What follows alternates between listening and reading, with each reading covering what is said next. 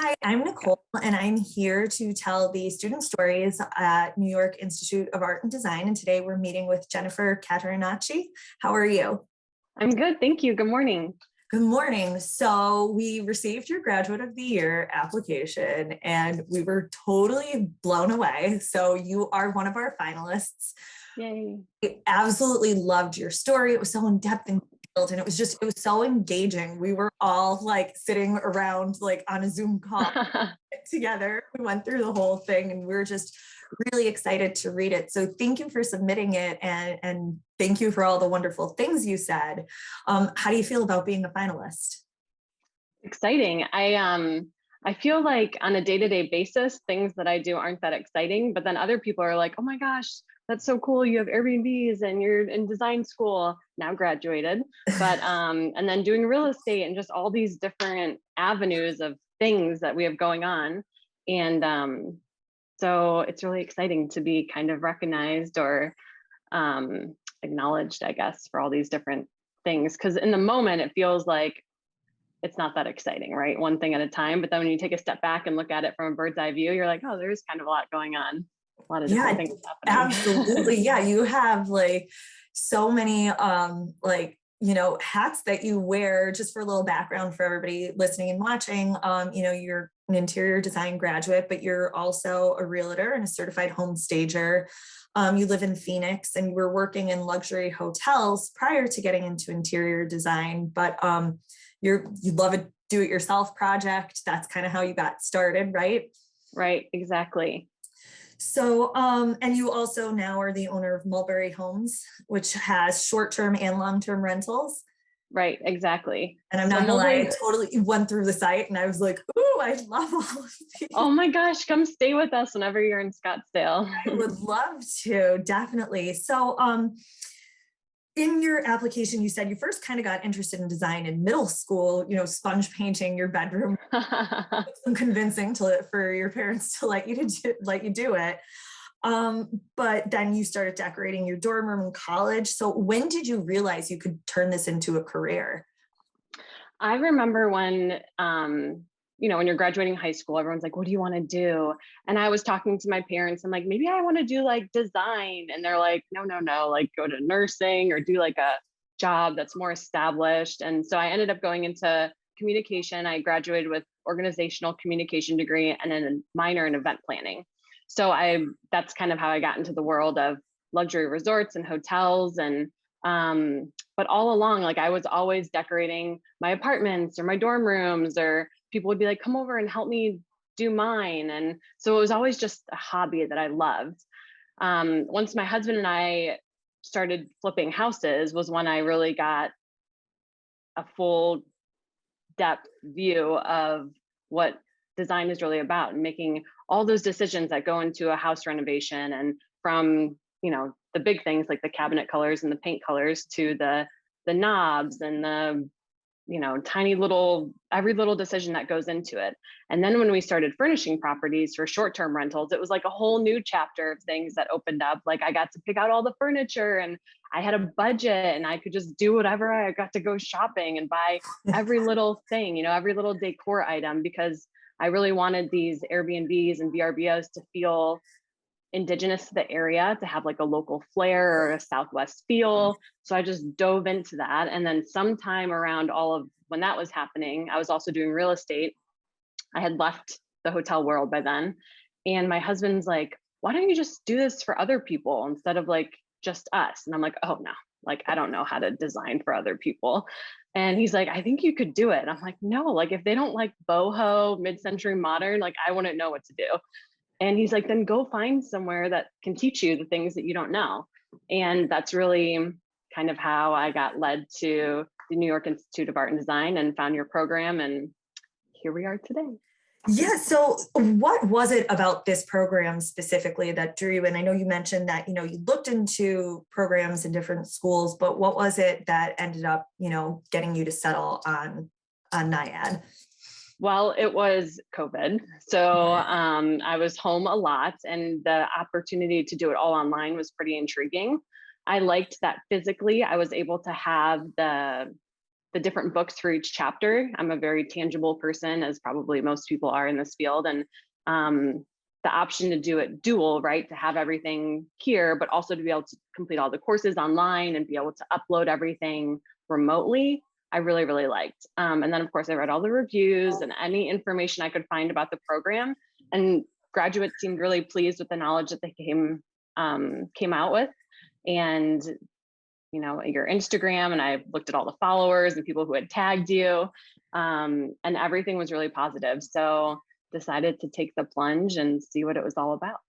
Awesome. So were you working at all during the time you did the program, or did you take a break, or because of COVID, were you just, I know so many people obviously, you know, weren't working during that time. Right. Well, ironically enough, real estate was absolutely insane, especially in Scottsdale. We're in a complete housing crisis, really, in the greater Phoenix area. There's low inventory, and there has been for a couple of years. So I was doing real estate full time. Our Airbnbs and VRBOs originally, when COVID first started happening, I guess in March and April, everybody canceled basically at all of our properties. However, then this like crazy shift happened that then people started booking like long-term stays because they didn't want to stay in their apartment in New York City for 6 months. So all of those Airbnbs started to get busy. And we also have 8 long-term rentals. So our long-term tenants were still there, plus everything I had going on with my real estate clients. I think I closed last year almost $5 million in real estate. So it was a busy year. But again, with this program, you can do it at your pace, which I loved. So there was definitely quite a few nights that I was sitting here like listening to the videos and the little clips, and doing my classes at nights or first thing in the morning, early morning before my day started. So I loved that flexibility too. Yeah, I was going to ask, like, how did you end up organizing and balancing your time? Because, you know, working full time is a big deal anyway, and going to school is a big deal. So when you combine the two, sometimes I know it can get really hectic. So how did you manage that, and how did you manage your stress? Well, I wish I could say I did a better job at it, but it was kind of like go time because you only have a set amount of time to complete the program. And I think I was kind of mediocrely like poking along, and I'd like submit a project, and then there'd be a few weeks or maybe a month I didn't even log in, and then I'd be like, oh no. And then I think I was getting close to my deadline of when I needed to complete the program. So I was like, okay, I literally sat in my office and like locked myself in here and just made it a priority to complete the projects. And the projects, I found some of them to be pretty difficult because I had to design outside of my normal preferred style, but it was a really good kind of lesson to do. And especially the feedback that I got back from the instructors was always so helpful, and such good ideas, things that I didn't even think of. So I just loved being, you know, having that feedback from a design professional, because that's something that I've always just kind of winged my whole life with all of these different ventures I'm on. So to have someone who's a professional like giving me their feedback or critiques or accolades, what's that word? But that was really, I loved that. So I don't know if that answered your question. Yeah, no, it absolutely does. I mean, I think it makes it a lot easier. It's hard enough going into something when you're feeling a little bit unsure, but then when you do kind of get that little boost, I think, where somebody does, you know, commend you on the work that you've done, or, you know, give you an idea that maybe you didn't think about, I think it kind of helps to spur that creativity and kind of encourage, right. Okay, I did this, so now I can take that next step and do the next thing. Right. So, you know, based on that and some of the things that you said, you know, you felt like the course helped you a lot in areas where you had previously been lacking. So right. What were some of those areas specifically, and how specifically did the program help you, you know, get better at those? No, that's a good question. And kind of going off of where I was going off on my last tangent, learning the history of design and furniture and what different pieces were called, or why that design style came about based on what was going on in world history. I had no idea. I mean, like sort of, I had heard of like French design or like Louis the something, but I didn't know what that meant. So to be able to learn about different styles and really the correlation of design and furniture design and all of that, and the direct correlation of what was going on with the world kind of blew my mind, because I've always loved history, but I never thought about how it would influence maybe art in that kind of instance. Oddly enough, my first, or one of the first clients, it's actually my second client that I've done since I've completed the program, was an older gentleman. His wife had passed away recently, and he wanted to do a kitchen remodel, but he had a completely open floor plan. So his kitchen overlooked his living room, which overlooked the loft. And it was all builder grade 1995, like oak cabinets, you know, your 12 by 12 tile, beige tile, this crazy like granite with all the little like spots, you know, like the old school brown and orange one.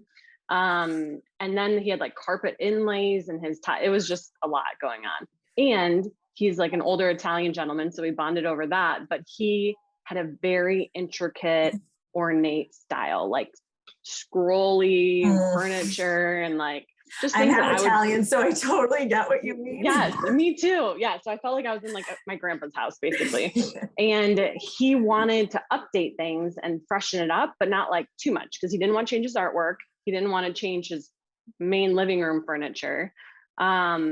He just wanted to update it. So being able to learn about different styles and how like different styles had blended or like continued to merge into a new style, like in terms of the history of design that you guys talk about in the program, just gave me so much inspiration and confidence that like, okay, you can mold things. Like I can do a really beautifully updated kitchen and still make it feel like his space. So we ended up doing things that I've never done before. I mean, my husband and I have done 8 or 9 flips for our own properties, and we always do shaker cabinets, like contemporary and like things that are in style right now. But he wanted like raised panel doors with glazing and like just things that are like something that I would never choose. But he was so happy with the final product. He like wanted to have us over for dinner and like just was like blown away. And that I was able to create that for someone. He's like, this was a completely seamless experience, Jenny. He's like, everything was done on time. I'm under budget. Like everything was what I asked for, but better than I could have imagined. And that was just a really cool moment, because when you design for yourself or for your own portfolio, it's like, yay, I did a great job. And like, I love it. But like to know that you like changed someone else's quality of life was really an exciting time, and in a style that I would have never normally picked.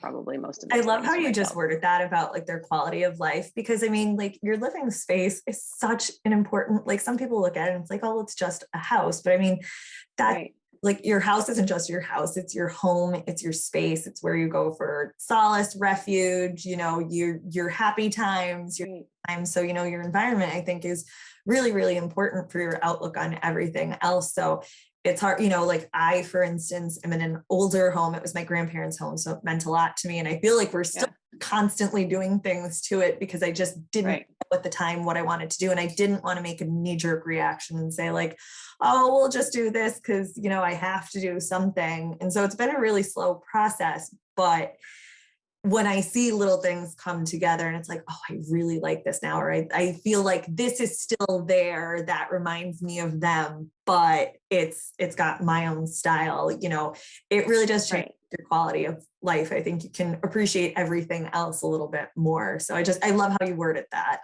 Absolutely. It's so true though. And it's, you know, especially when you're moving into someone else's home or you have other memories there and like you know, a different time, for those to become your memories and your style, but still like surrounded by that like warm hug of the house itself.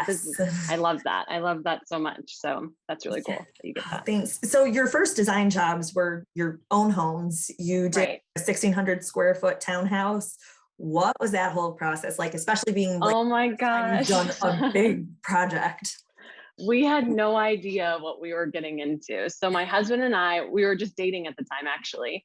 And we always were tinkering and like refinishing furniture on the weekends and just doing things that like normal, like 27-year-olds like probably weren't doing, like going to like thrift stores and like finding things. And anyways, that was like right around the time that Flipper Flop like came on TV on HGTV with Tarek and Christina. And we're like, we could totally do this. Like we're handy, we could figure it out.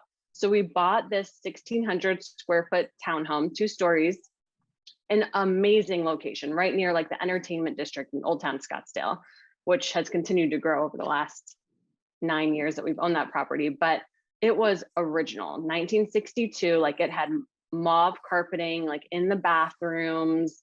It still had like the original oven that was like, like you would think it's a microwave, but it's an oven. It's like up high. And Oh, I know exactly.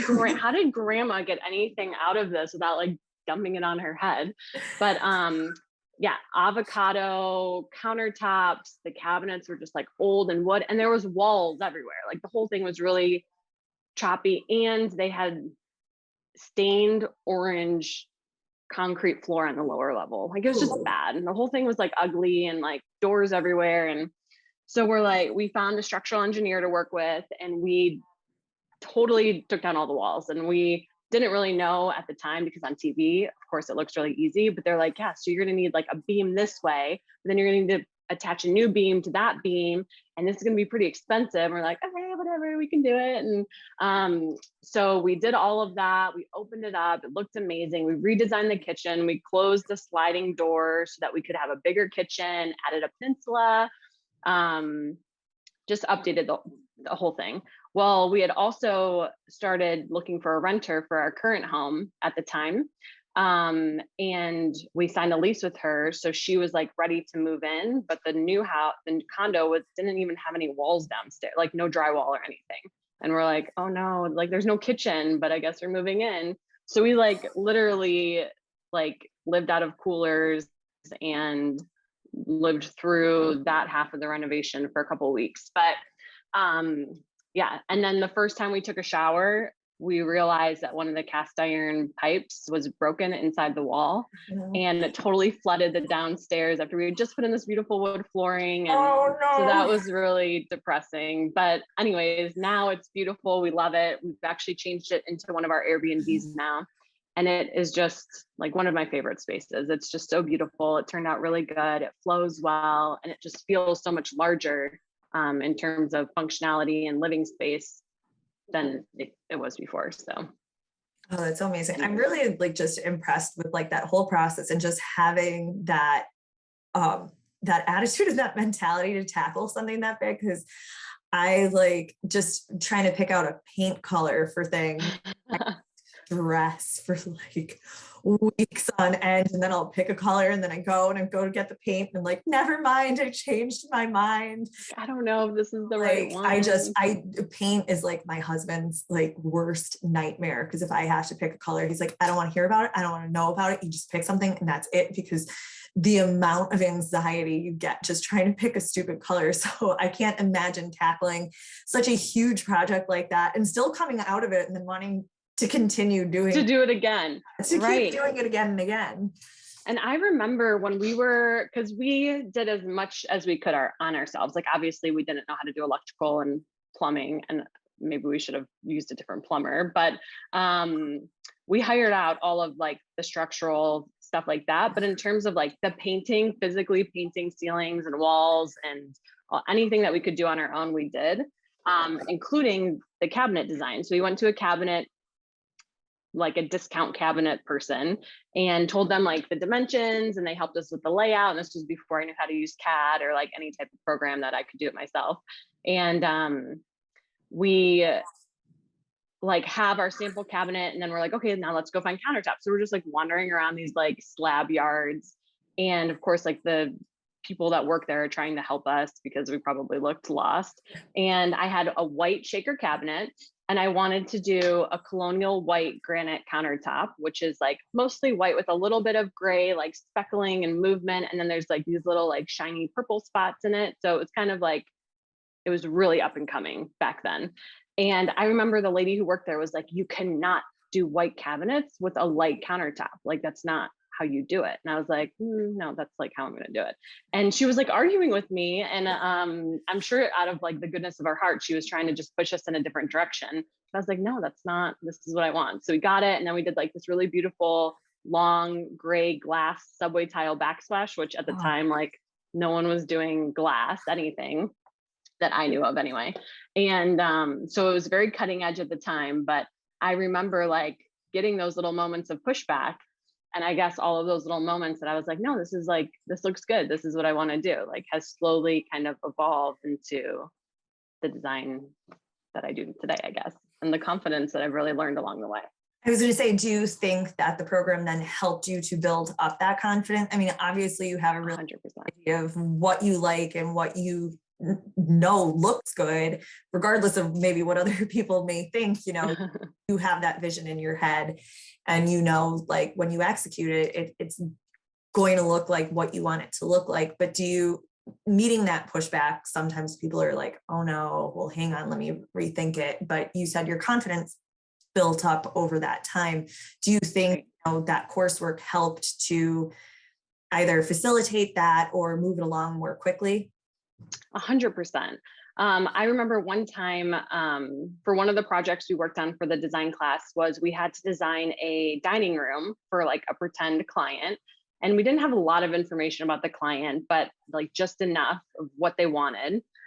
I struggled so much with that project because I was like, but like, who are they? Like, what do they like? Like, I need more information about them. And so I finally put together this room and I basically picked like the opposite of anything that I would pick because they wanted like a luxury space. They didn't really have a budget. Like, you know, when you're doing flips mostly, or like working with like the clients that I've worked with, like they have specific budgets. Like this was like very organic design process. And so I submitted my project. I had done like this like moody blue on the walls with like a almost like a Persian looking red and blue rug. And I submitted it.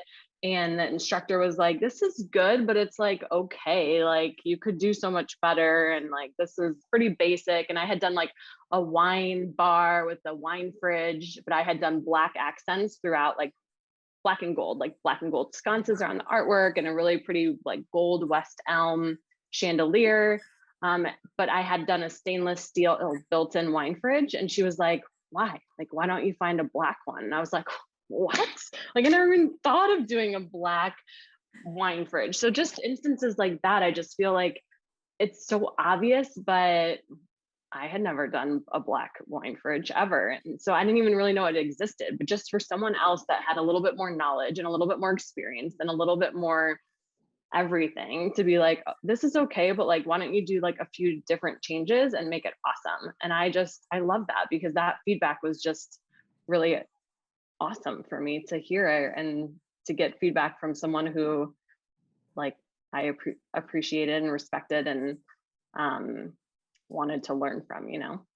It's so important to have, you know, that some people don't necessarily take, you know, those critiques or that criticism well, but I mean, it really is there and it's set up to help you. Did you ever like hit any roadblocks when you were in those like processes of doing the design projects where you needed to seek out help, whether it was from like the professors or, you know, other students? Did you feel like you had at least a support network?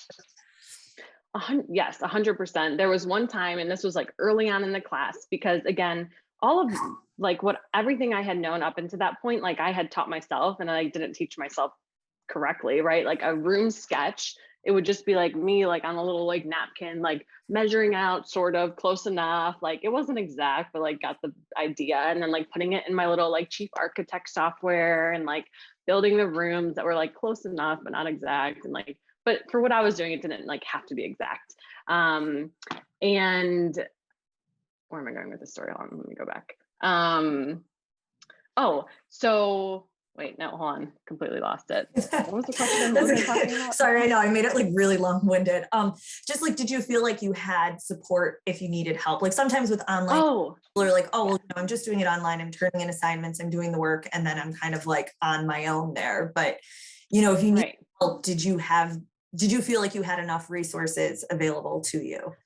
Yes. Okay. So when I was doing the room sketches, you know, it was just quick room designs. Like I basically knew what the room looked like. It was good enough for me. I was my own client, all that stuff.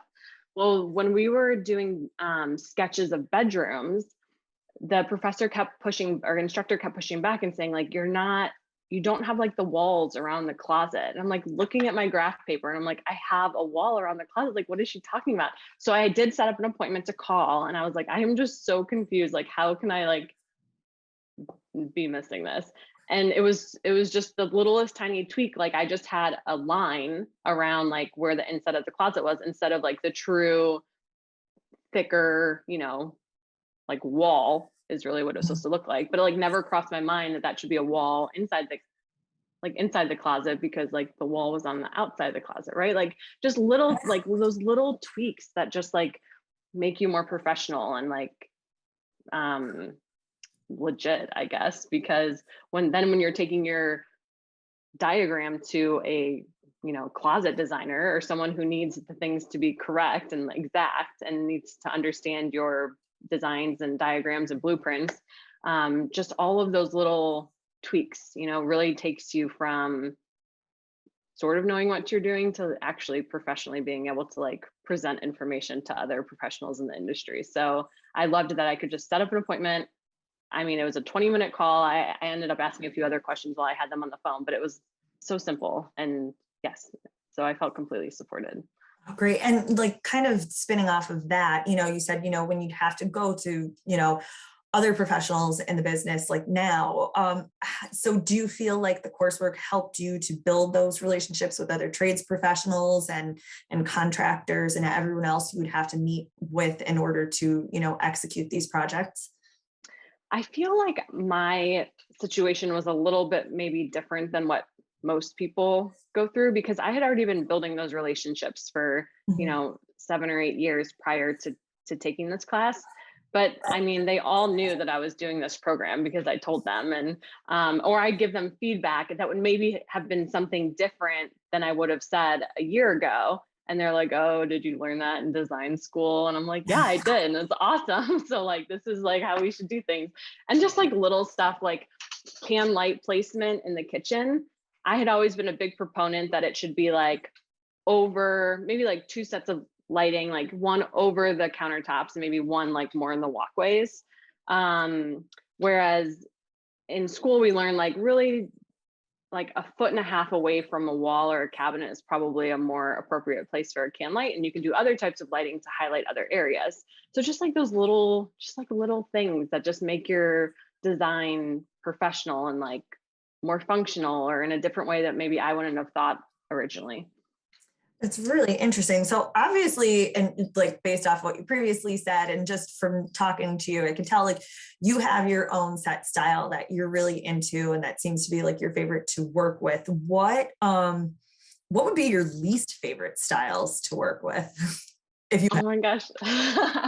um I don't know. I don't even know if it's like maybe a style that would be my least favorite, but it would just be like a client that like was have. really just not someone I was vibing with. I think I would have a really difficult time. Um, the 4 or 5 projects that I've done since the graduation of the class, like all my clients have been awesome. I've had the older Italian gentleman. I had a single lady that was not too much different in my age, and we did like a super beautiful gray and like this fun glass tile, backsplash, gray cabinets, white quartz. Like it was just like if I designed my own kitchen. And in that design, actually, I'm pretty notorious for taking all the walls down, but we actually closed off a back room so that we could bring the cabinets more, like expand her kitchen. And it just turned out so great and beautiful. I'm doing a design right now that's completely mid-century modern. So that's fun because I haven't really done like a true mid-century modern with slab cabinets and Vitrazzo countertops and products that I haven't really worked with before. So I've done a few different styles, but I would say like I would be more concerned about a client that I just like. Mhm. Remember that story I was telling you about this pseudo client that was like supposedly luxury with no budget? I hated that. I hated that project. I hated that client. Like I just I didn't know who I was designing for enough. So I think that would probably be more of my fear versus a specific style, because now I feel pretty confident I can learn whatever I don't Mhm. know and hopefully be able to learn enough from the client, like what do you like and what don't you like. And even if I don't know that style perfectly, I could probably put it together. But if I can't get that feedback from the client, or just we're not like communicating well, I think I would be back in that world of that one project where I was like, this is so hard. I was actually going to ask, do you have, like, would you rather work with somebody who's like, I have no idea what I want, like, here's free reign, or if they're like beyond specific and so precise? Yeah, so I've worked with both now already. I did a bathroom for a client, and her and her husband have two young girls, and it was like still builder grade from like the 60s. It like needed to be updated. We have a lot of old things in Scottsdale apparently. And so she was like, I don't know. She's like, I literally just like pin things on Pinterest and then walk around the stores and I don't know what I'm doing. So we chatted for a few minutes. Yes, right. And I think a lot of people do. So we chatted for probably about an hour, and then I came back with, it was probably a little overboard, but I just wanted to give her options. I think I had 10 different mood boards that I had prepared for her, and including some tangible samples. And then once she saw different styles and how it would look in her space, she was like, oh yeah, this one, I like this. And it took like 2 minutes. So the prep work was kind of behind the scenes. Whereas the other client I mentioned that wants this mid-century kitchen that we're in the process of starting right now, she's very specific. She knew exactly what she wanted, like the colors and but didn't know how to put it all together. And we ended up taking down a few walls in that project, of course. But after I presented the new floor plan to her, she's like, my mind is literally blown. Like, I never thought about like leaving this wall, but taking down this wall and then doing a big island. Like, she was kind of set on like a peninsula and like trying to work with the space. And I was like, why? Let's like make this make sense and flow better. So I'm really excited for that project to get started. So, I mean, I've had both, and there's perks to both of them because, for example, the mid-century modern client, she introduced me to some new products. Like, I didn't even know the difference between terrazzo and vitrazzo. I didn't actually know that they were different. So just learning things like that and having to find that knowledge myself so that I could present her something tangible and correct. Or a client that like, I just free reign to build all these different mood boards and present different options to her. So I like them both. They're both fun to work with. That's so great, especially like being able to be that flexible, especially with, either having like that set of constraints or just, being able to direct somebody to find, what really does suit them. Do you have a favorite space to design? Like, do you prefer kitchens, bathrooms, or is it all just, I'm like vibing hard on the kitchens. Like, I think because it's just such a big wow factor, and it's a space you use every single day. I was just going to say, I mean, where else do you spend most? I mean, at least for me, we're always in the kitchen, everything right in the kitchen. Even when we're like, okay, if we have people over, it's like, okay, everybody go have a drink, go sit in the other room. Somehow everybody always migrates to the kitchen. Yes, the kitchen is always going to be the heart of the home, I think. So I like bathrooms. I like decorating. I've had some people come to me like, can you decorate an Airbnb or a space? And like, I like that, but like, I just love kitchens. It's just my thing. And I will say one part about being like, maybe like a new designer, it's so easy to be intimidated because there's a lot of people that have been doing this a long time. And especially maybe it's just Scottsdale, but there's like luxury designer here, luxury designer there, and they've been in the industry for all these years and they have like a whole team of people. And it's like so easy, maybe just for me to be like, oh my God, like, am I even qualified to be doing these things? But kind of what you were saying before, I have this network of contractors and subcontractors and trades that I've built up over the years. I have wholesale discounts now at some of the other vendors and things like that. So to be able to, I do have value to bring, right? So to be able to not like compete with the big dogs, but to be in the same space as them has been really fun. And also to be able to look at their products and what they're doing as motivation and inspiration is always a good thing to have too. Absolutely. And do you feel like, the fact that you can put this, program on your resume when you're going to a client or, just when a client comes to you, do you feel like that kind of helps you compete with these other, longer established designers? Yeah, I do. I think, yeah, it gives you street cred, right? Like, instead of just being someone who did it on the side for myself, I am able to say that, I'm a graduate of the interior design course that NYIAD, and I got nominated for graduate of the year. Like, I haven't told anyone that part yet, but I'm excited to mention that. And yeah, it's, and I think people really are inspired by someone who takes the time to go back and learn something, right? Like going back to school for real Absolutely. estate was okay, but it's like real estate school. It's not that fun. You have to do that because you have to have a license to do real estate. This was more of a quest for knowledge that I chose to do just to better myself. So I think that people really appreciate that, even though some people are like, why are you doing that? Like you're already in that space. And I'm like, because like I don't know what I don't know. And now I realized how much I didn't know once I did it.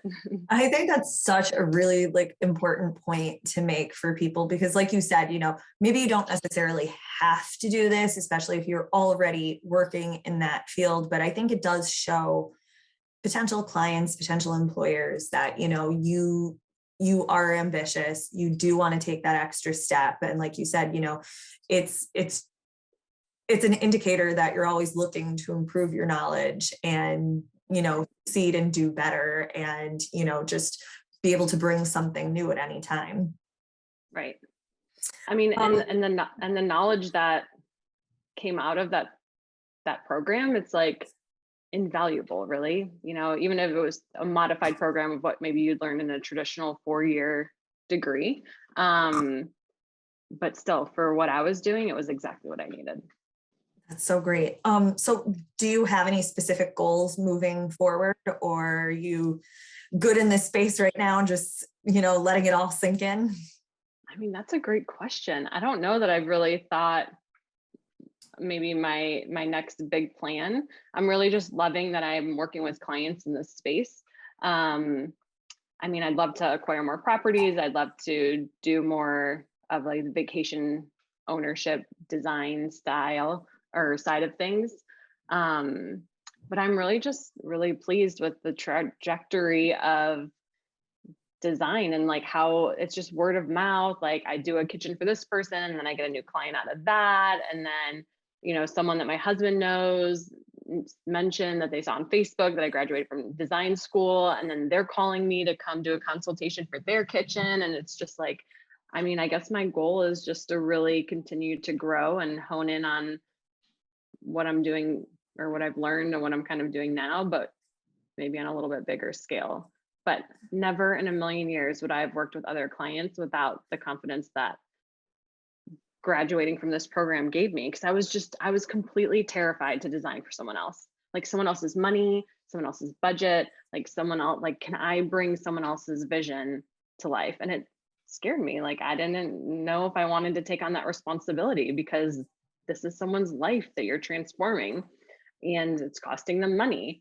But yeah, so to be able to have that kind of like kick in the butt as confidence to just go out and do it, like you're qualified, you're skilled, you have you're certified, like go do the thing. I think that was really important for me. Oh, that's so nice to hear. And thank you for all of your wonderful words about the school and the program. I think your story probably, will really connect a lot of people who are maybe on the fence about taking the program or going into a program. Right. Maybe they feel like, well, do I really need this right now in my life? Or, I want to do it, but I'm scared to. But I think this is a great way to give them that push. So thank you.